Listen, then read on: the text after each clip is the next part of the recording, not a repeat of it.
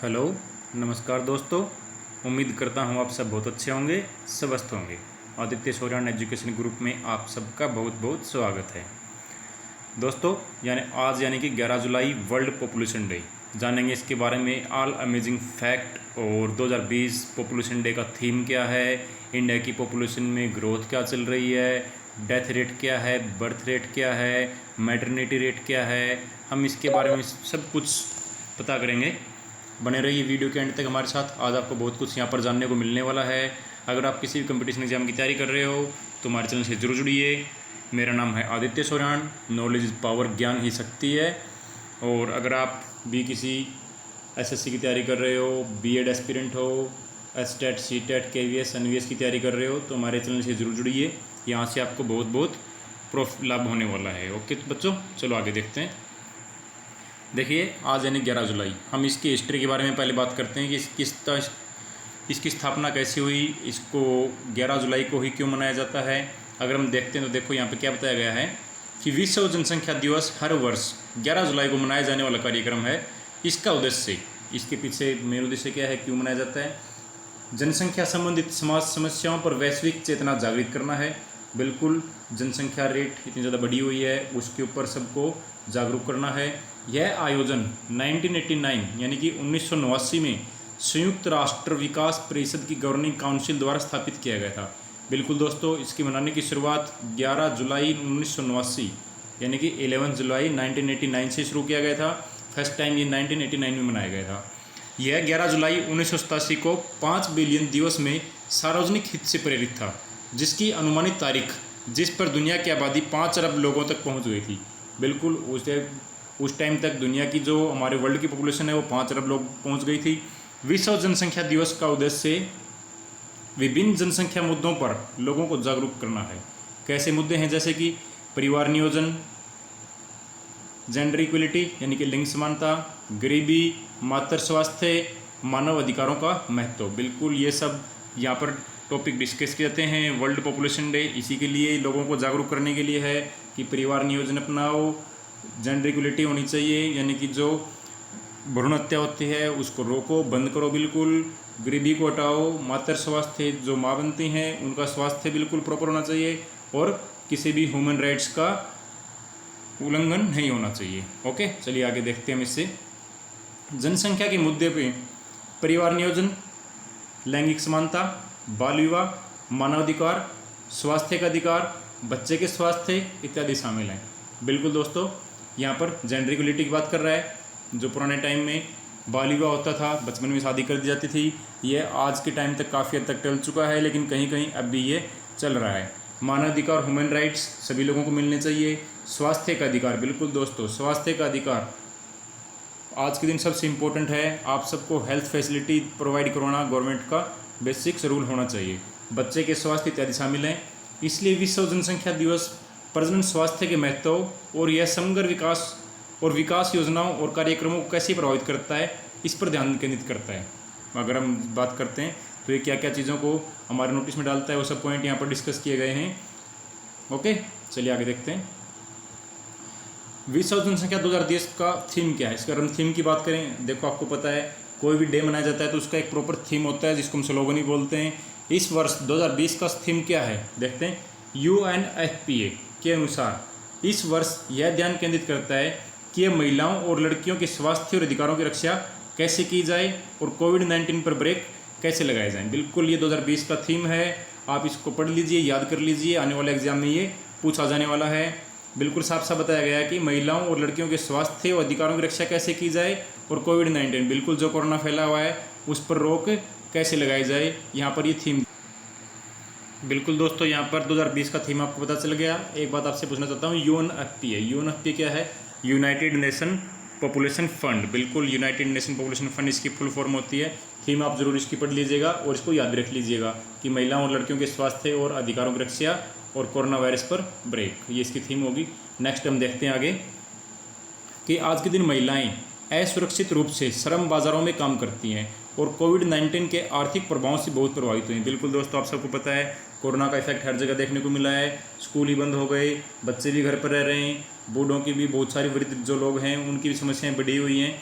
इन सब को देखते हुए यहाँ पर बहुत सारी समस्याएं उत्पन्न हुई हैं।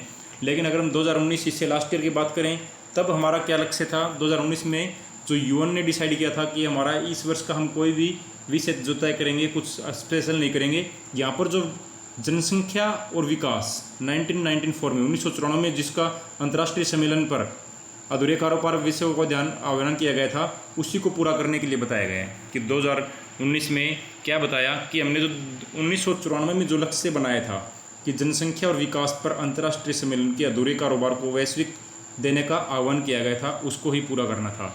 यानी कि 2019 में कोई स्पेशल इसके ऊपर लक्ष्य निर्धारित नहीं किया गया था। ओके, चलो हम यहाँ पे देखते हैं। ये आपको डायग्राम पिक्चर दिखाई दे रही होगी। जो जितना ज़्यादा डार्क है यानी कि उस कंट्री की पॉपुलेशन ग्रोथ उतनी ही ज़्यादा है। यहाँ पर आप सबको साफ साफ दिख रहा होगा कि इंडिया की पॉपुलेशन ग्रोथ पूरे वर्ल्ड में सबसे अधिक है।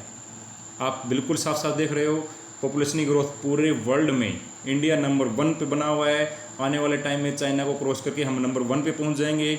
और आप सबको पता है, जहाँ पर पॉपुलेशन कम होती है वहाँ पे सभी सुविधाएं आराम से मिल जाती हैं। आप देखोगे जो भी डेवलप कंट्री हैं, चाहे रशिया है, कनाडा है, अमेरिका है, ऑस्ट्रेलिया है, ठीक है, यूरोप कंट्री जो है पूरा, यहाँ पर सब पॉपुलेशन कम है, इसलिए यहाँ पर सब बेसिक्स नीड आपकी आराम से पूरी हो सकती हैं। लेकिन हमारे देश में किसी चीज़ की कोई कमी नहीं है। लेकिन हमारे सबसे ज़्यादा समस्या कहाँ आती है? पॉपुलेशन को लेकर। हम पॉपुलेशन इतनी ज़्यादा हो चुकी है कि हमारे संसाधन कम पड़ रहे हैं। ये साफ साफ आपको ये बताने के लिए डायग्राम दिखाया गया। इससे आगे नेक्स्ट देखते हैं कि हमारी पॉपुलेशन ग्रोथ किस रेट से बढ़ रही है।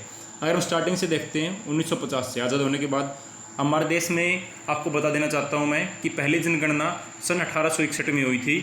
लेकिन उसके बाद 1862 में पहली हुई थी, फिर 1871 में फर्स्ट मानी जाती है और वहाँ से रेगुलर हर 10 सालों के बाद करवाई जाती है। यानी कि 1862 के बाद 1871 में और उसके बाद हर 10 सालों में। अभी जो लास्ट की जो हुई थी वो 2011 की थी, यानी कि 2011 में। अब जो 2021 की होनी थी उसकी काउंटिंग जो सेंसस होती है, जनगणना, अभी से स्टार्ट होनी थी 1 जुलाई से, लेकिन वो कोरोना वायरस की वजह से अभी तक स्टार्ट नहीं हो पाई है और डिले हो रही है। चलिए आगे देखते हैं हमारी पॉपुलेशन ग्रोथ क्या थी।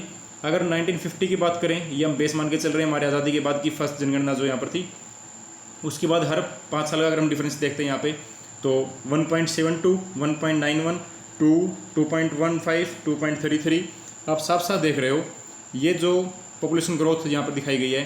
और ये जो दिखाई गई है ये आपका दिखाया गया है कि हमारी पॉपुलेशन डेंसिटी क्या है, यानी कि हम 1 वर्ग किलोमीटर में कितने लोग रहते हैं भारत में। 1 वर्ग किलोमीटर होता है 1 किलोमीटर लंबाई, 1 किलोमीटर चौड़ाई। इसमें 126 लोग रहते थे 1950 में।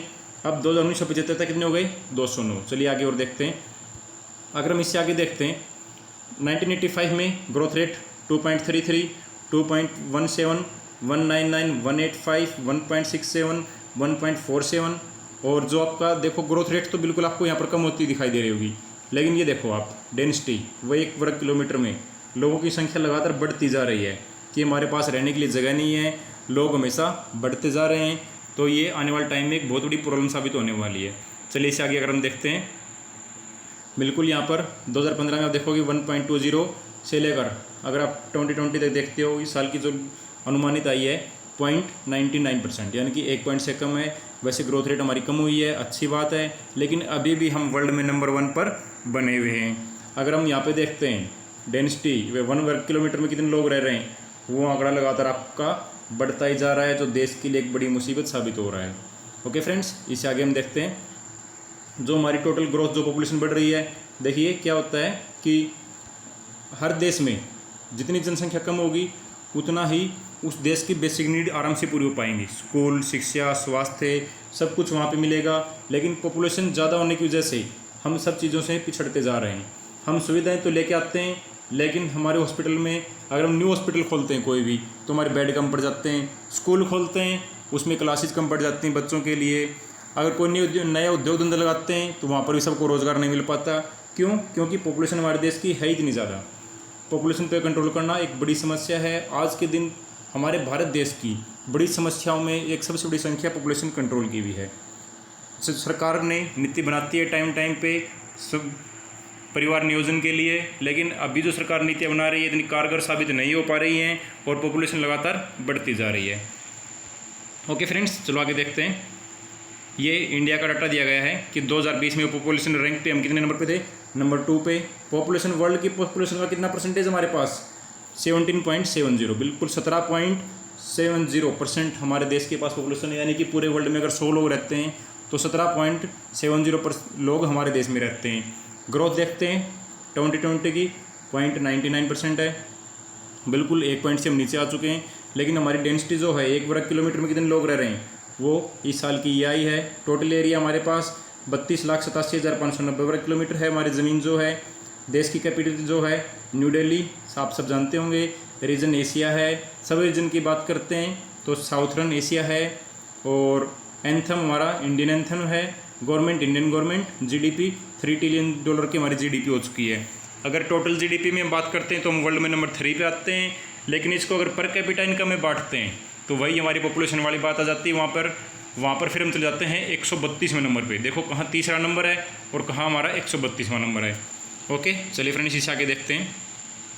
टोटल जनसंख्या आपको पता ही है 132 करोड़, ये पार हो जाएगी। अब की बार जब काउंटिंग आएगी लेटेस्ट, हम 135-140 करोड़ के करीब मिलेंगे। जनसंख्या घनत्व प्रति वर्ग किलोमीटर 2011 की जो लास्ट सेंसस हुई थी उसके अकॉर्डिंग 382 लोग रहते हैं। ग्रोथ कितनी बनी हुई है, 2016 में जो एस्टिमेटेड की गई थी 1.19, अभी 0.099 हमारी जो लेटेस्ट अनुमानित की गई है। जन्म दर कितने बच्चे 1000 की जनसंख्या पर नए बच्चे कितने जन्म ले रहे हैं, 19.3, ये भी पूरे वर्ल्ड में हाईएस्ट है। डेथ रेट जो है वो 7.3 पर हज़ार पे इतने, ये 2016 की है, 2016 की अनुमानित की गई है। ये जीवन प्रत्याशा कि कोई भी व्यक्ति भारत में कितने साल तक जीवित रहता है, यहाँ पर दिया गया है 68.89, करीब आप मान लो 69 साल तक कोई व्यक्ति भारत में जीवित रहता है। ये एवरेज है हमारे देश की। इससे ज़्यादा भी रह जाते हैं, कम भी रह जाते हैं, लेकिन हमारे देश की एवरेज कितनी है 69। यहाँ पर भी हम वर्ल्ड में बहुत पीछे आते हैं। जापान की सबसे हाईएस्ट है जहाँ पर 90 है। जापान की अगर हम हाईएस्ट देखते हैं तो 90 साल, बिल्कुल 90 साल जापान की है, जो पूरे वर्ल्ड की हाईएस्ट है।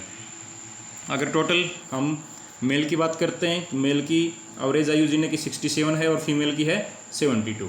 ओके, चलिए इससे आगे डिस्कस करते हैं। लेटेस्ट जो हमारे प्रोडक्शन जो रेट है, प्रजनन दर जो है, कितने बच्चे पैदा हो रहे हैं 2.33। शिशु मृत्यु दर कितनी है 40। जो बच्चे जन्म लेते हैं, अगर बच्चे जन्म लेते हैं तो उसमें 40 बच्चे इन्फेंट डेथ इसको बोलते हैं, इन्फेंट चाइल्ड डेथ इसको बोलते हैं। 40 बच्चे वहाँ पर किसी कारण से उनकी डेथ हो जाती है। अगर देखते हैं 0 से 14 साल के बच्चों में कितने परसेंटेज है, ये 31%, और 15 से 64 में ये है 63.6, और 65 से ऊपर 5.3 एंड सो ऑन। ओके, अगर हम आगे इसको अनुमान लगाते हैं कि आने वाले टाइम में हमारी ग्रोथ कितनी होगी, कितना इसका इफेक्ट होगा, तो देखिए यहाँ पर साफ साफ दिखाया गया है। 2020 में 132 करोड़ है, 2030 में 146 करोड़, 2040 में 157 करोड़, और 2050 में 165 करोड़। बिल्कुल हमारा देश अगर ऐसे ही बढ़ता रहा तो पॉपुलेशन में ही टॉप करेगा, बाकी हर चीज़ में पिछड़ जाएगा। ध्यान रखना ये बात। हम पॉपुलेशन में ज़रूर नंबर 1 बनेंगे वर्ल्ड में, लेकिन बाकी चीज़ों में पिछड़ते ही चले जाएंगे। ओके, इससे आगे हम देखते हैं बर्थ रेट हमारे देश का। बिल्कुल ये अगर हम स्टार्टिंग से देख रहे हैं तो बिल्कुल कम होता आ रहा है, बिल्कुल ग्राफ आपका डाउन आ रहा है, लेकिन अभी भी ये बहुत ज़्यादा कम नहीं है। ओके फ्रेंड्स, उम्मीद करता हूँ आपको बहुत कुछ यहाँ से जानने को मिला होगा, बहुत कुछ सीखने को मिला होगा। अगर जानकारी अच्छी लगी हो तो हमारे चैनल को शेयर कीजिए, सब्सक्राइब कीजिए। Thank you for watching this. God bless you all.